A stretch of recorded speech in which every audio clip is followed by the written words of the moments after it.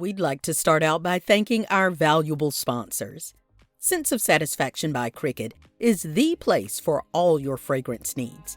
Plus, she's got products to heal what ails your skin and your hair. Shop at scentsbycricket.com. Special thanks to our valued sponsor, John Travis, a financial coach and certified Kingdom advisor with Richard Young Associates, a registered investment advisor. Thanks goes to Anna Patterson, my sister in the Lord who faithfully gives to this ministry every month.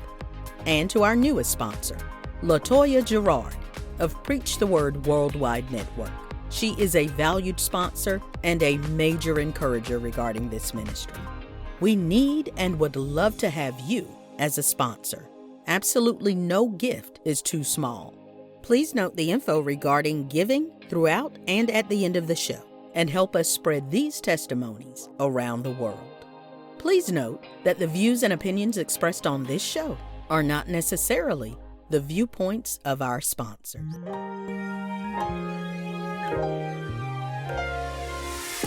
It's time to hear the story, make the connection, learn the lesson, and gain the wisdom. Are you ready? Let's get charged and be changed. The Sister Speak Brother Break Show. Conversations on grace, healing, and deliverance. This is Marcy Bush. Come on, let's journey together. Never forget, one time I was teaching, and I was talking to them about don't allow people to speak things over you. Don't allow people to call you all kinds of things. Mm-hmm. And I said, how can you teach this to them? Mm-hmm. And you allowing it yourself. So it forced me. Yeah. To change. Yeah. Because God will have you tell the truth. Yeah. Even if it's convicting you. Yeah. And that's exactly what it did. Yes. So many times he will, because as you are encouraging the other person, you hearing yourself talking and you know it's true. Yeah. For you too. Yeah. But it also reminds me of, like Bishop said, just keep moving and it's going to fall off. It's going to fall off along the way. Mm-hmm. Yep. As they went. Yes, ma'am. So, how did you come to... Now, let me ask you this before I go there. And it was something else earlier. Yeah, I think we wound it. We ended up getting back in there. But did you find yourself finally connecting to people once you came into that community, into the church? Did you eventually begin to feel yourself kind of forming some bonds, or, with the other ladies there? I did. I have formed, bonds with people. And also I've had friends come to the church as a result of them being my friend and seeing my life change. Mm-hmm. And I invited them to the church, and now they are a part of the church. Okay. I can't say that instead of bonding, I think I've identified so much with so many different women in the church. Okay. And I think it's seasonal. Okay. So let me ask you this, and we're talking, we're saying, do you think, so, and I'm trying to figure out how to formulate it, because I do know that there's still sometimes God uses that I can stand, not on my own, but on God. I can stand. I don't have to have a whole lot of outside feeders, especially when you're in a church where you're receiving the word. You remember why you come to church. Now, I do think that's a really good thing, because there are some people who come to the church and they want everything to be so mushy, and and less the kumbaya and all of that. And when they don't get that as much, they want to leave. Yeah. But you got to remember why you came. Right. Remember what voice you're connected to. remember that this is where I'm being fed. I got one pastor. Right. Everybody else, you Right. know, if it works, good. But so I see that side. Do you think it fully works for you? Do you think at some point you've conditioned yourself to let me rock by myself? You know, like do you think you still have those isolating moments? Yeah. Think where it feels that, easier to just I know I can count on myself. And it does. And you have to, and I have to remind myself, and I've told others that, no one's perfect. Right. So if you're looking for perfect people at a perfect church, you're not going to find it. Never, ever. Never. The word, yes, is the main reason. But also, I do think there are times that you get distracted by some of the things that's happening and say, well, yeah, let me just focus on this. And you focus on that too much. When there are people who want to gravitate towards you. Right. Because of all the things that you've been through, and they don't even know. Yeah. A lot of times. Yes. They don't even know why they're drawn. Yes. But it'd be like, I'm good. Yeah. I'm good. Yeah. But there are some women, like at the ministry, that is drawn to me and I'll use your words, are bonded to me. I think it's situational at times when they're in certain states of their life. Right. And then it eases. And that's why I said it's seasonal, because. And it's good to know to sense it. Yeah. Because you can stay in a thing too long. You can. You can actually water a plant too much. That's true. And that kill it. I killed an aloe vera plant before. Oh, Lord. That's why it scarred me. I don't ever want to plant an inside plant again. I'm like, who kills an aloe vera plant? But yeah, like it's we have to continue to hear God about things because, like I say, you can starve a thing too much. You can not give it the water that it needs. Yeah. When God is saying, but I need you to pour there. Yeah. And then there are times when we just pour too much. Yeah. And like I said, it ends up rotting the thing. The whole root system ends up messed up because we stayed there too long. Yeah. When we should have stepped back. So it is good to know when it's seasonal, when it's situational. Because even with our pastor, he'll say, y'all don't need me like that no more. Right. And you've got to understand when that time has come. And it's not always, rarely is it comfortable. Yeah. Rarely. Because you trying to make sure the other side understands. You know, I ain't dropping you. I'm just giving you some room to grow. Right. And so even in talking with that understanding that all relationships are not lifetime. Nope. Even if they are, it's not the same way. It's just like with a child. Okay, you might breastfeed in the beginning. If that joker 56 and you still breastfeeding, we got a problem. There's a problem. There's a you serious need problem. to know when to shift. Exactly. You got to know when to shift. And sometimes we see it in those types in those types of relationships, but not in friendships. Not in God bringing a sister into your life and we mess up sometimes staying too long. Yeah, we do. Or when things change or when God forces them to change and we don't want to, then we feel in some type of way. Offended. Yes.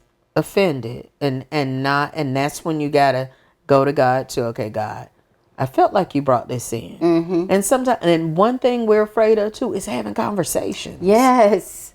Everybody feels some type of way, but nobody wants to talk about it. Right. Nobody wants to come to the table and say, everything okay? I feel something, or the one who does sense it, be able to say, you know what? I don't want to be in your way. I feel like there's a place for growth right here. And if I stay right there, I'm going to mess something up. Right. So that was a road I never knew we were about to go down. But as you were talking, and it didn't, when I'm like, did you bond with anybody? It just didn't feel like you did. Like, so is it fear, or is it, is it truly God? And so, still just feeling it out, Right. making it not the familiar, Right. where we go to the familiar, but able to rock with God. So again, of course, we're doing the loop-de-loop, and as long as we can find where we left off. So I know you were talking about teaching, how you were teaching the children, and even in teaching them, you were saying things were coming out of your mouth that were like really going in your own ears. Right. Right. And you said it forced you. Forced me into the truth. Forced me to take a look at my own life.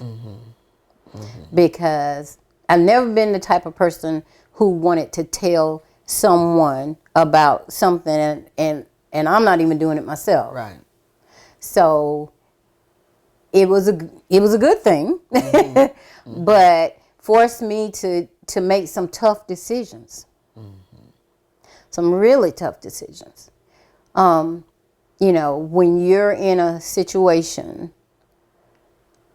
a lot of people are from the outside looking in. If I were her, I'd just leave. If you were her, you wouldn't know what to do. Because everybody's situation is different, for one.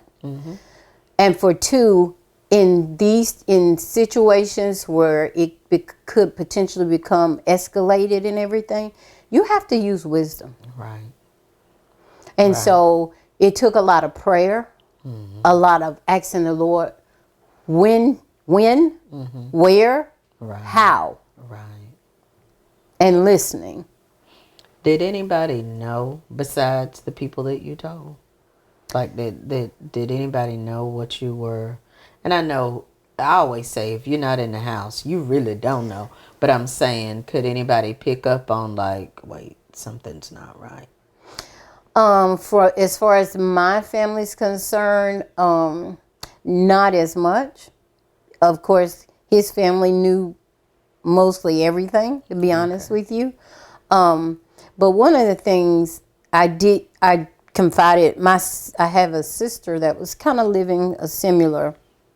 going through similar situations. So I confided in her more than anyone else about what I was experiencing. But again, trying to keep everything internal, hoping and praying that it would get better, But like I said, in a relationship, if you're not on the same accord, I always tell people, you can pray till your tongue cleave to the top of your mouth. If your partner is not willing, or you guys can't come to an agreement, or you don't see things the same way, it's not going to change. Nope. It's not going to change. Like you said, it will fall apart. Just It like will. we talked about that braided rope. Exactly. Yeah, if one decides I ain't with it. Exactly. So you have to come to a point in your life where sometimes you have to make tough decisions. And looking at, once I got over to what people would think, no longer caring what people would think, because people, they're not living what I'm living. Do you remember when that switch, like when that came on? Do you remember what? I do remember it. It almost startled me. Okay. Because I was in a situation, and my response, usually I would get timid and back down. But my response surprised even me. Okay. And I was like, ooh, you getting bold. Okay. So I knew that in a situation like that, I had to rely on God for that boldness. Yes. And still, like I said, to lead me and to guide me, because that's a situation that could become, a really bad situation easily. Right. Could become volatile. Yes. So looking at all those things, and then when I made the decision, also having the faith, okay, I'm going to uproot my kids. I'm going to walk away from what I've established here. You know, at the time, living in a 6,000 square foot house. You know, all these things I felt like I've worked for. But at the end of the day, 90s. At the end of the day, you can't put a price on my peace. There's not a price. There's not a price that you could put on my peace. Right. Right. But was it an easy decision? No. Was it an easy transition? No. I have a loved one too who had went through a divorce, and it almost seemed like, because when you when it's children, when there are children involved, and when they love that other parent, and when they truly cannot wrap their minds around what's going on, because it's difficult as adults, right, going through it, to wrap your minds around it. I don't know if it happened for you, but I know with my loved one, it's almost like for a moment, a good little moment, they became the enemy, you know, of the kids. I'm saying, like, right, the kids just didn't understand. Right. Why you pull me away? Right. Why you? And so sometimes that, you know, like you said, as a mom, feeling like, because if it were just you, right, it wouldn't be easy to walk away. Right. But it would be easier. Exactly. And so how did you navigate talking to them, but maintaining the dignity of who their father was and the person that they loved? And how were you able to navigate that? Because there are times when women stay much too long because they say they're thinking about the children. Right.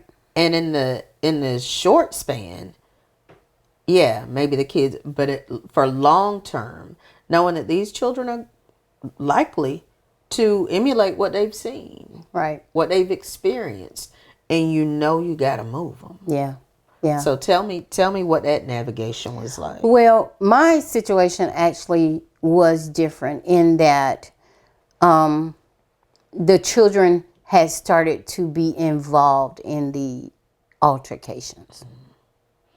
They were being pulled into places and hearing things they should never have heard or seen. So for my children, they were on the other side. Okay. Mama, we need to leave. Wow, that's good. That's good.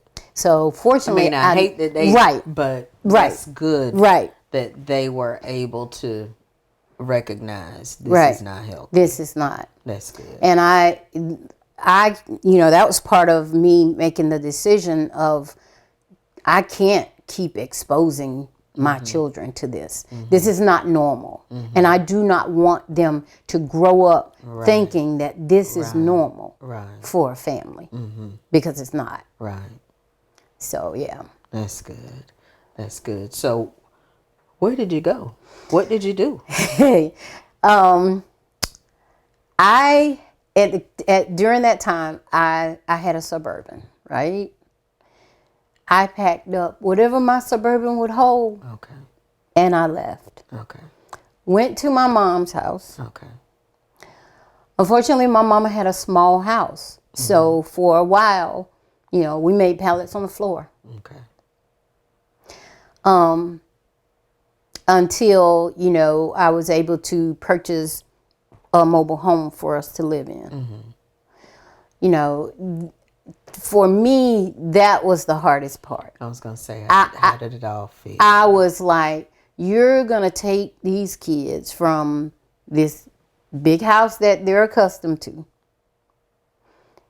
and initially make them explode, you know, make pallets on the floor and whatever. But God worked it out so well for us. Here I went back to my mom's, right? And when my dad passed away, his dad had property already. So when he passed, the property was divided between my mom and me and my siblings. So I was like, okay, God, I was at work one day. What am I going to do? Can't continue for my children to live in the floor, you know, and blah, blah, blah. So what am I going to do? So during this time, there was a book that came out called the I Wanna. Mm-hmm. I remember I Wanna. So I'm looking through the I Wanna, and it says 0 money down if you own your own land. Okay. For a mobile home. Okay. And I said, I own my own land. Mm-hmm. So went and purchased a 4-bedroom, mobile home, put it on the land right adjacent to my mom. Okay. Okay. So he answered that prayer for us. Yes. And I'm sure the square footage did not matter. It did not. Like you said, and you still provided a room. They did. Each one had their own room. It was a fairly large for a mobile home. I think it was like 1,800 to 2,000 square feet. So it was pretty large for a mobile home. So that was one of the things that just trusting God and just hearing Him that I know He provided.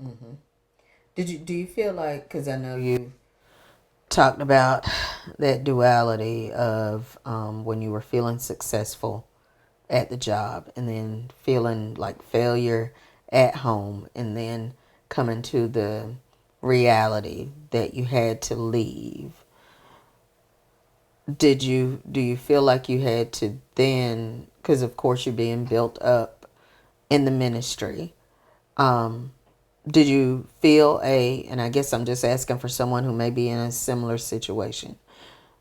Did you feel like, I don't want to say smooth sailing, but almost a consistent flow of, okay, I'm doing this for the right reason and I got to move? Or did you experience being torn even once you left? I did. Like you say, seeing the kids, but knowing this is better, but why did it have to go this way?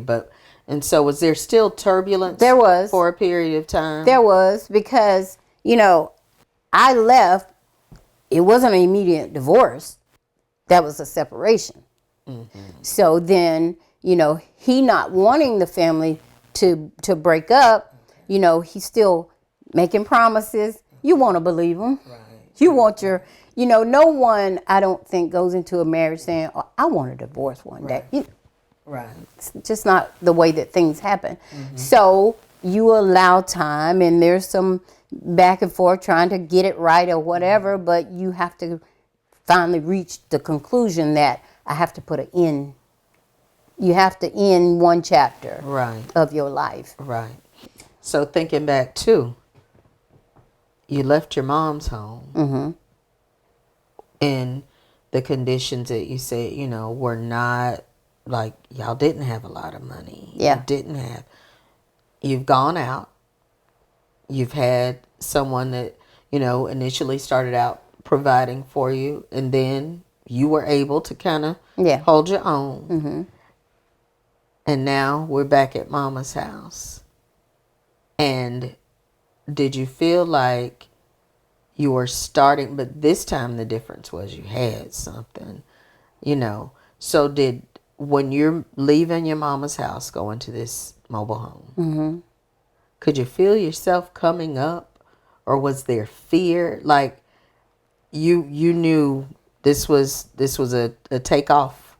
Did you notice? No, I didn't. You did. There was still fear. There was still fear because here I still, now I'm doing it by myself with 3 kids depending on me alone.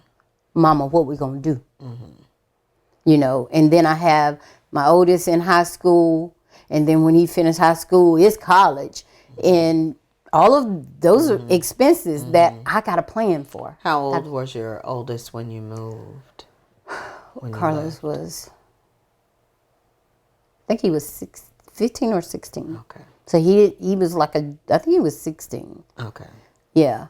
Okay. And I think then Brian was 10 and Brittany was 9, I think. Okay. I think those were their ages. So it was, the rubber had to meet the road. Yeah. Yeah.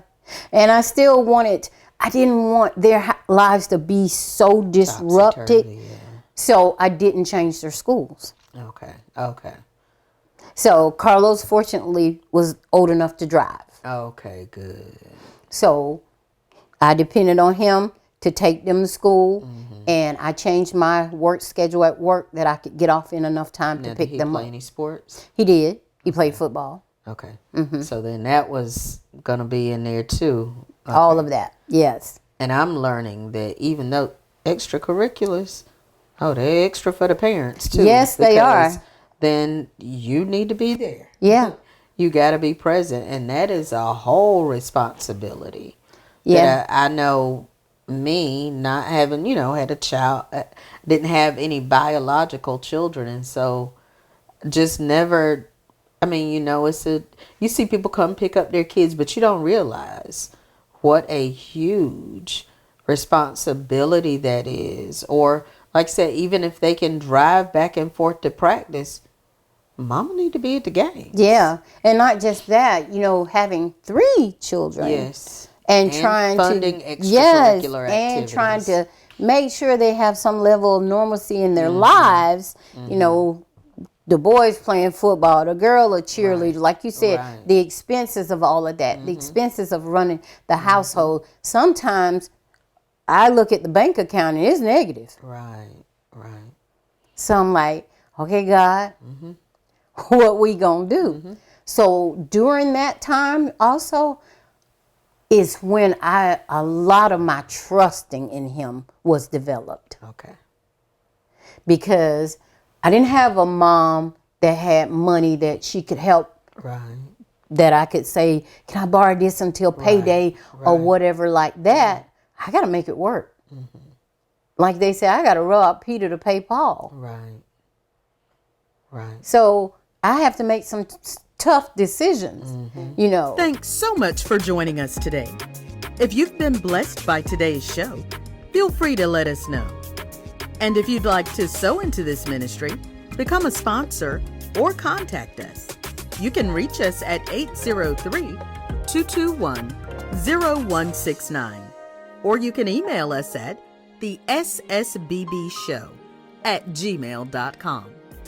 Let's continue this journey together.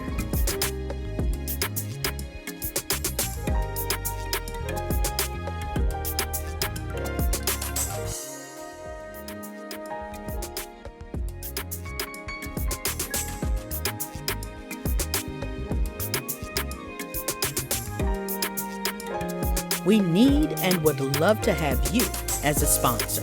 Absolutely no gift is too small. Please note the info regarding giving and help us spread these testimonies around the world.